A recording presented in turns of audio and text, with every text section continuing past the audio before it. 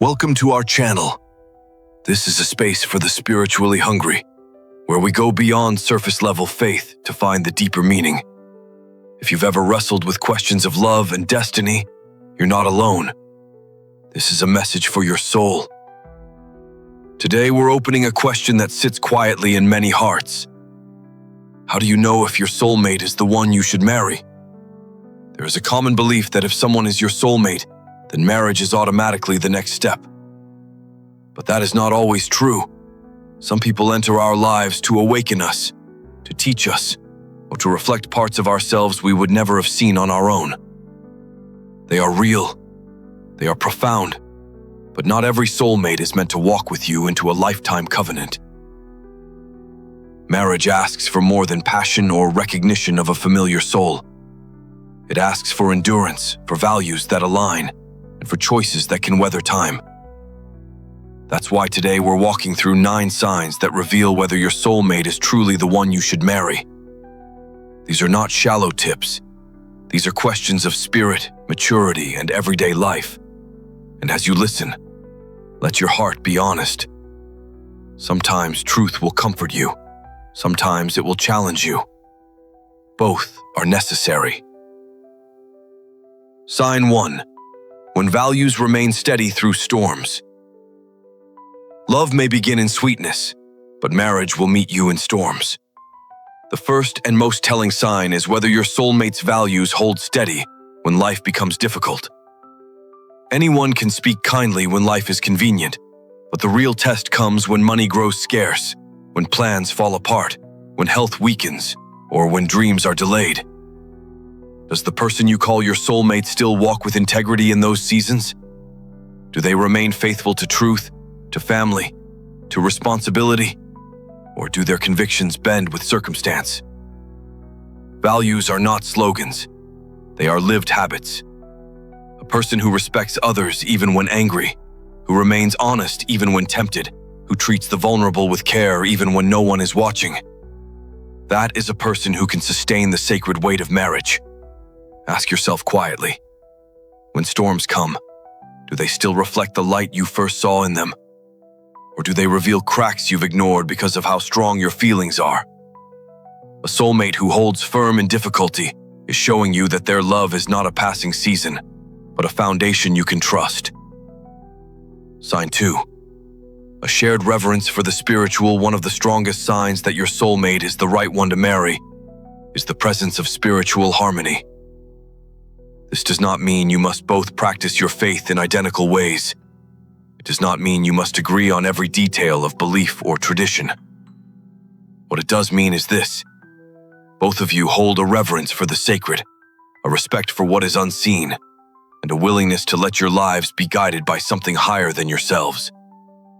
Marriage is more than 2 people joining hands. It is 2 souls attempting to build a life that honors both the physical and the eternal. If one person bows to the mystery of God, while the other dismisses or mocks it, that gap will only grow larger over time. What feels small in the beginning can become an unbridgeable distance in the years ahead. But when there is alignment, even if expressed differently, something powerful happens. One may pray quietly, the other may sing aloud. One may read sacred texts, the other may sit in silence. Yet both are seeking light. Both are leaning toward truth. That shared posture creates a rhythm in the home, a sanctuary that shelters the relationship. Ask yourself, can we talk about matters of the soul without shame? Can we sit in silence together without discomfort? Can we honor each other's practices without forcing uniformity? If the answer is yes, then your bond rests on ground that is far deeper than romance. A marriage without spiritual harmony often becomes a house divided. A marriage with spiritual harmony becomes a wellspring of strength, carrying both of you when one grows weary. It is not perfection, but agreement at the deepest level. This sign is not about shared labels. It is about shared reverence. And when that is present, it is a quiet but undeniable confirmation that this soulmate may indeed be the one for a lifetime covenant. Sign 3. Emotional safety in the hardest conversations. Love will bring joy, laughter, and tenderness, but marriage will also bring conflict. The true test of a soulmate's readiness for marriage is whether you feel emotionally safe even in the worst conversations. Emotional safety means this: you can bring your fears, your mistakes, your doubts, and your frustrations without being ridiculed, belittled, or silenced. It means your tears are not mocked, your confessions are not weaponized, and your voice is not ignored. In marriage, the words exchanged during conflict can leave wounds that last longer than the fight itself. A soulmate who can listen without instantly defending, who can calm their anger instead of unleashing it, who can return to the table after walking away. This is someone building a bridge, not burning it. Pay close attention to how you feel after arguments. Do you leave smaller, ashamed, and unseen? Or do you leave with a sense that, even in disagreement, your heart was heard?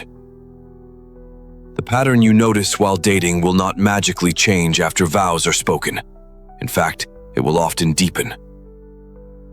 Marriage requires two people who can fall down and rise again, not because they are flawless, but because they can repair. If your soulmate is able to apologize sincerely, to change patterns rather than repeat them, and to give space for your voice to matter, then you have something rare, a foundation of safety. Emotional safety is not about avoiding conflict.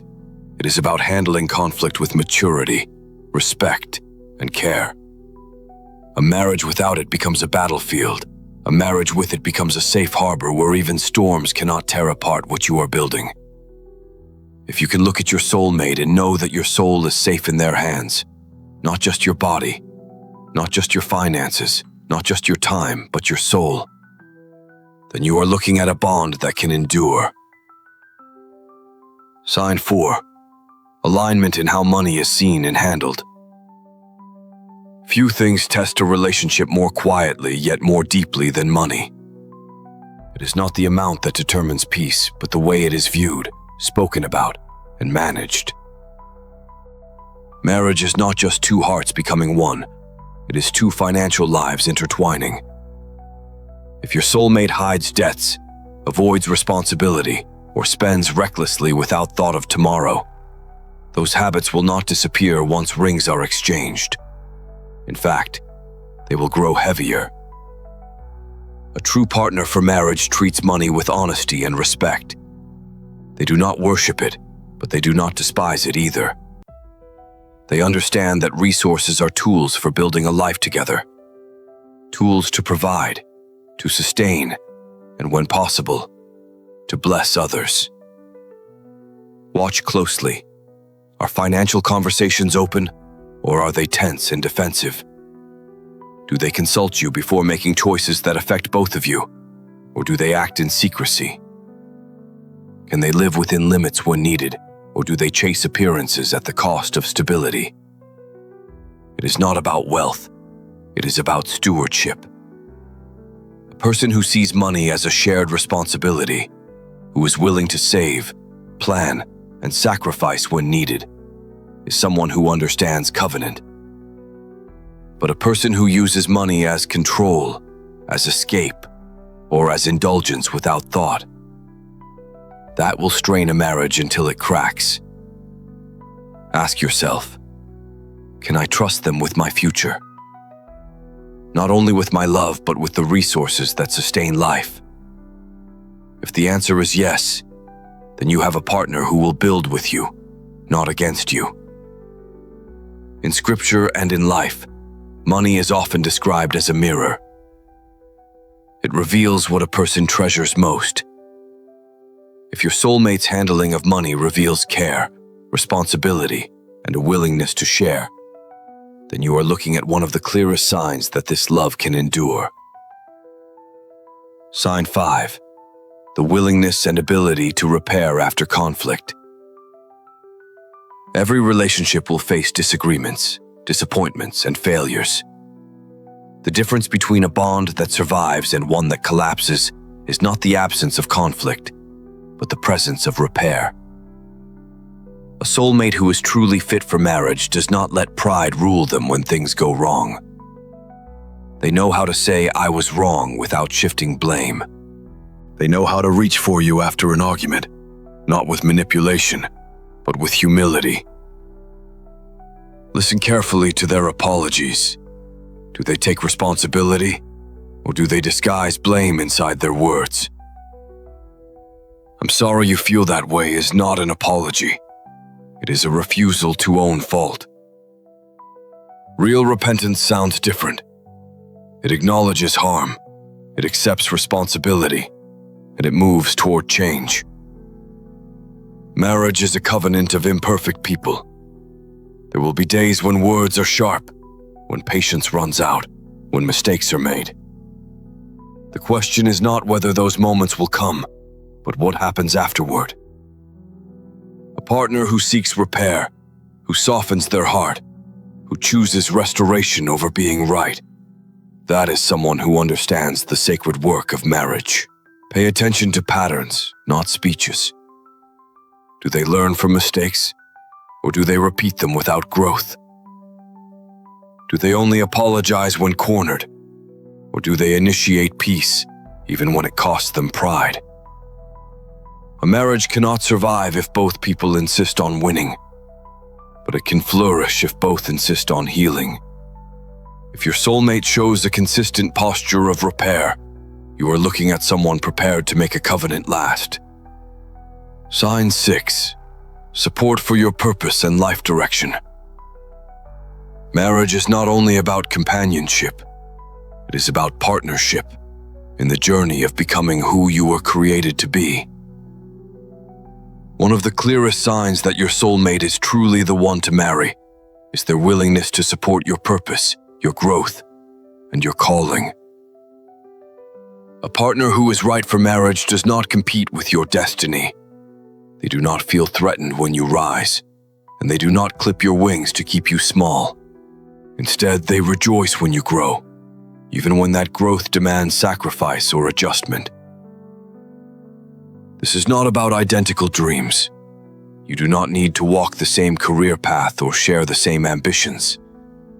But your lives must move in harmony, not in collision. Two people walking in completely opposite directions will tear each other apart. But two people who respect each other's calling and make space for it can create a home where both lives flourish. Watch closely. Do they celebrate your progress, or do they downplay it? Do they encourage your discipline, or do they distract you from it? Do they show interest in what gives your life meaning, or do they treat it as something irrelevant? A soulmate who can champion your purpose is showing you that they love not only who you are now, but also who you are becoming. They are not afraid of your growth. They are committed to walking with you as you expand. Marriage is not meant to shrink you. It is meant to strengthen you. And if your soulmate sees your calling as sacred and supports it with both words and actions, you have found a partner who will walk beside you not only in love, but in destiny. Sign 7. Intimacy as a language of respect, not performance. True intimacy is not measured only by passion in the early days. It is measured by whether affection becomes a safe and sacred language between you. Many confuse chemistry with compatibility. Chemistry is instant, often intense, but compatibility is tested over time. In marriage, intimacy will go through seasons. Some full of fire, others quiet and tender.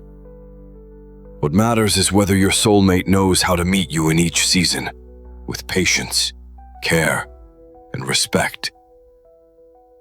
A partner who treats intimacy as performance, conquest, or self-gratification will eventually make the marriage feel hollow.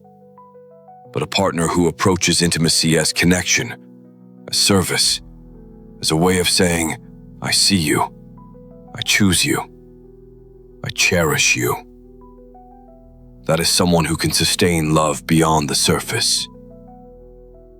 Ask yourself, can I be vulnerable here without fear? Do I feel reduced or do I feel valued? Do they rush or do they learn my rhythm?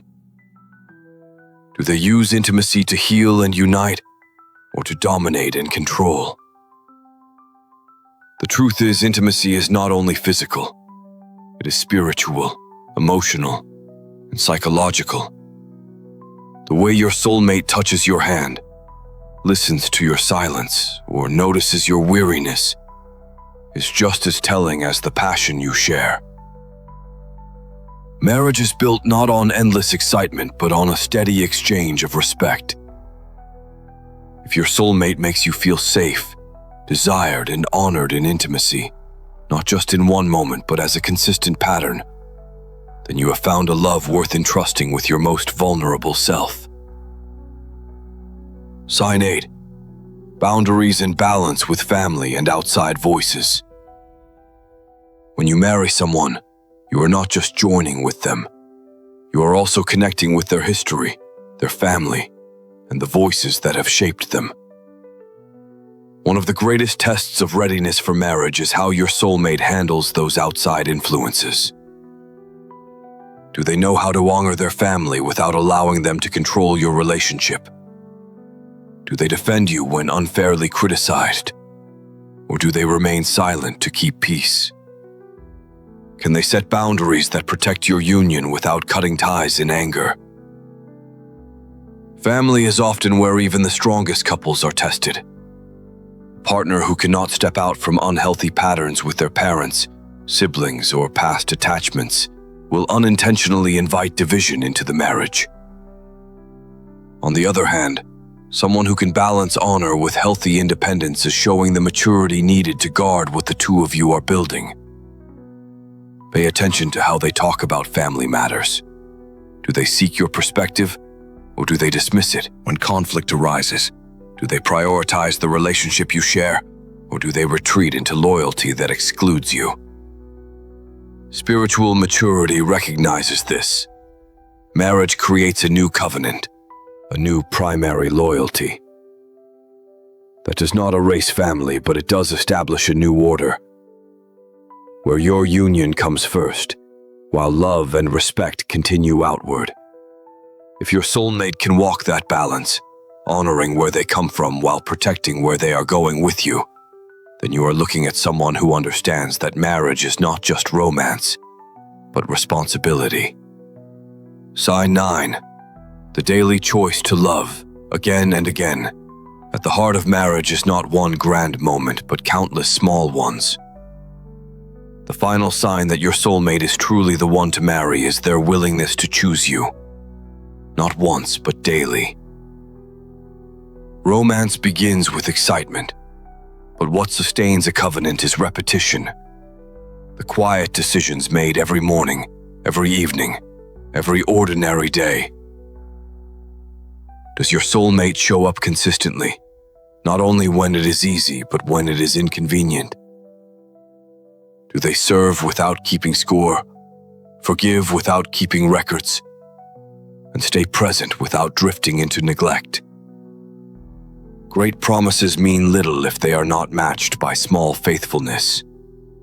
A partner who remembers the details that matter to you, who shows kindness in the midst of fatigue, who honors their word in things no one else notices. This is someone practicing love as a discipline, not just an emotion. Ask yourself, do they choose me when it costs them comfort? Do they choose me when they are tired, when distracted, when tested? Love that is real does not fade when the feelings shift. It endures because it is rooted in daily action. Marriage is not sustained by the grandeur of a wedding day, but by the quiet constancy of everyday devotion. If your soulmate's life shows the pattern of choosing you again and again, then you are looking at the truest sign of all. They are ready to walk with you, not only for a season, but for a lifetime. These 9 signs are not about finding a perfect person. No one exists like that. They're about seeing if this person's life, choices, and patterns line up with peace, growth, and commitment. If you've been blessed by this message and you'd like to go deeper, consider joining as a member. You'll get early access to meditations, exclusive spiritual resets, and guides to help you stay disciplined on your journey. And do well to subscribe if you haven't subscribed already for more content like this.